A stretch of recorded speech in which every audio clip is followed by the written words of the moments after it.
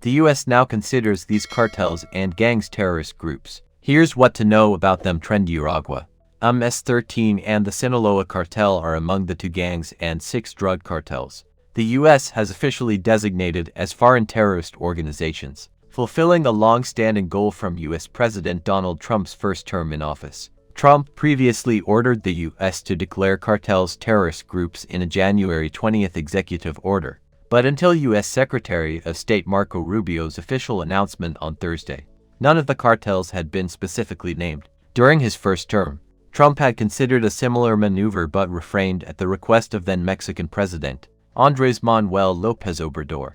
In an order published in the federal government's public register, Rubio named 2 gangs, Tren de Aragua of Venezuela and MS-13 of El Salvador, and 6 Mexican drug cartels, Cartel de Sinaloa, Cartel de Jalisco, Nueva Generacion, Carteles Unidos, Cartel del Noreste, Cartel del Golfo, and La Nueva Familia Michoacana. Tren de Aragua began as a prison gang in Venezuela, according to the U.S. Treasury Department, with much of their criminal enterprise focused on human smuggling and other illicit acts that target desperate migrants. Also known as TDA, the group today has a presence far beyond its original stomping grounds. Oscar Naranjo, a former vice president of Colombia and chief of the Colombian National Police, told CNN in 2024 that Tren de Aragua is the most disruptive criminal organization operating nowadays in Latin America.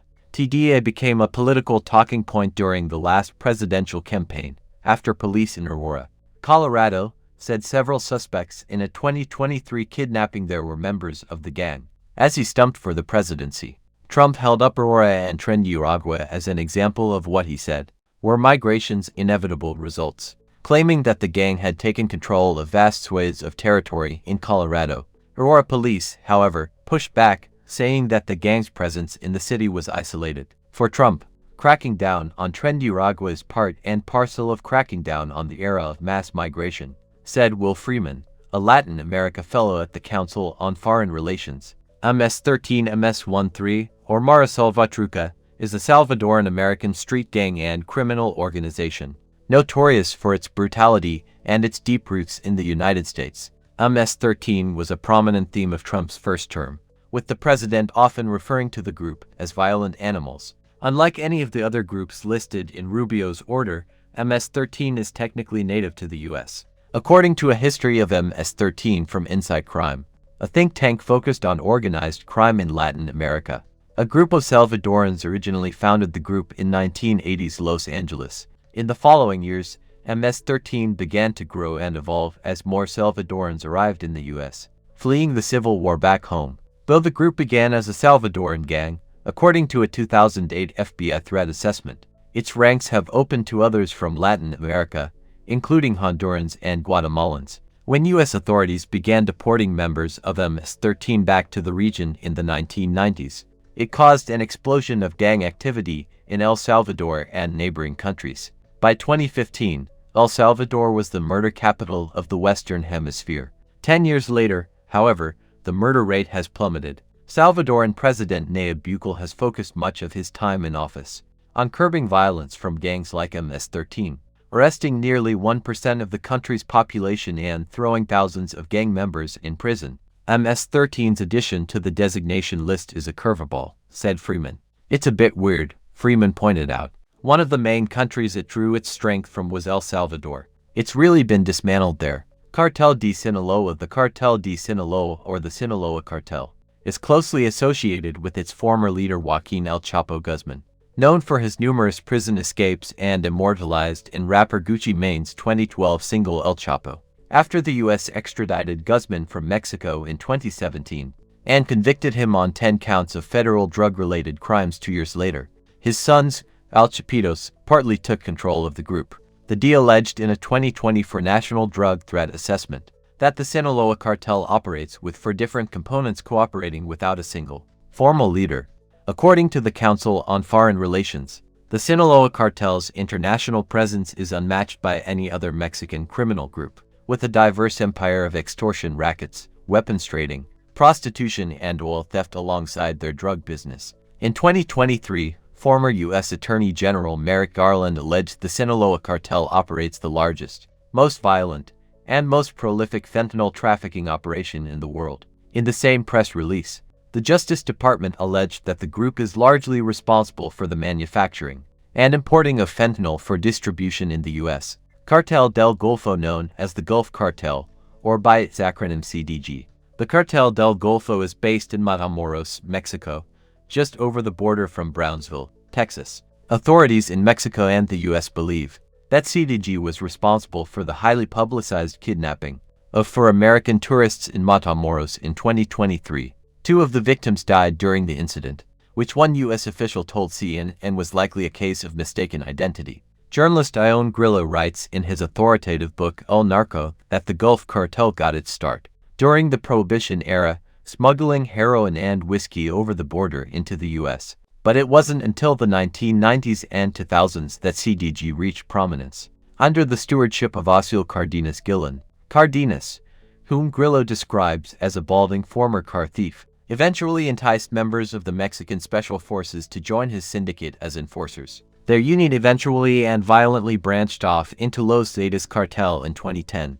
According to a 2022 report from the Congressional Research Service, Cardenas, meanwhile, was arrested and extradited to the U.S. in 2007, where he was imprisoned. In 2024, the U.S. handed him over to Mexico so he could stand trial on numerous charges there. Cartel de Jalisco Nueva Generacion, the Jalisco New Generation Cartel, or CJNG, is one of the most powerful and ruthless criminal organizations inside Mexico.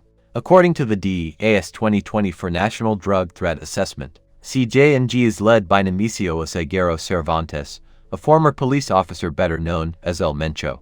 According to Inside Crime, a Justice Department indictment of Oseguero says his organization is active in the Mexican states of Jalisco, Colima, and Veracruz, and has presences elsewhere. The DEA alleges that the cartel operates under a franchise business model, allowing CJNG to rapidly expand and control significant swathes of narco-trafficking routes, heavily involved in the production and trafficking of methamphetamine and fentanyl.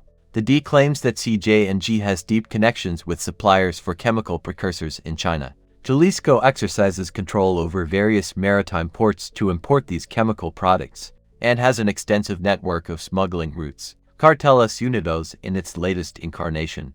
Carteles Unidos formed in 2019 as an alliance of the Cartel of Tepalcatepec, Los Viagras, and other groups, with the shared goal of combating CJNG and expelling them from Michoacan. According to Inside Crime, before disbanding, a prior version of the group formed in 2010 to stop the advance of the Zetas into Michoacan and Jalisco, Inside reports. It was composed of members from many organizations from the Sinaloa cartel, the Knights Templar cartel, Milenio cartel, and the Familia Michoacana. The broader organization is led by Juan Jose Farias Alvarez, known as El Abuelo, the former leader of the self-defense group that fought the Knights Templar in Tierra Caliente. Carteles Unidos also is involved in growing avocados, one of Mexico's chief exports. The cartel devotes significant energy to extorting avocado producers, and one recent report found that 80% of the avocado orchards in Michoacan were established illegally. Cartel del Noreste. The Cartel del Noreste CDN operates primarily in northeast Mexico, along the U.S. border. The cartel emerged when Los Zetas, itself a spin-off of the Gulf Cartel, splintered after a series of high-profile leadership losses, according to Inside Crime. A 2024 Justice Department indictment against several members of the organization accused CDN and Los Zetas of using terroristic violence to control large swaths of northern Mexico, including along the border between Mexico and the United States. In November 2024, Homeland Security said that the group was involved in smuggling migrants into the U.S., claiming that in recent years it has added human smuggling to its list of illicit money-making operations, with Facebook and social media becoming invaluable tools to facilitate its new venture. La Nueva Familia Michoacana. According to the U.S. Treasury, La Nueva Familia Michoacana is led by Jose Alfredo and Johnny Hurtado Olascoaga, with a presence in Michoacan, Guerrero, and the state of Mexico. The U.S. State Department has alleged that the organization is involved in migrant smuggling into the U.S., alongside the fentanyl, cocaine, and methamphetamine trades. The group's founder, Nazario Alcheo Moreno, was known for preaching Bible verses and self-help phrases to the members of his organization. According to the Mexican Attorney General's office, Moreno famously died twice. Mexican authorities initially claimed they killed him in 2010, but couldn't produce an image of his dead body. The official story drew suspicion up through 2014, when Mexico's public security system said he was shot and killed during a raid, acknowledging their previous announcement was incorrect. If you're enjoying the content, don't forget to hit that subscribe button and stay updated with all the latest videos.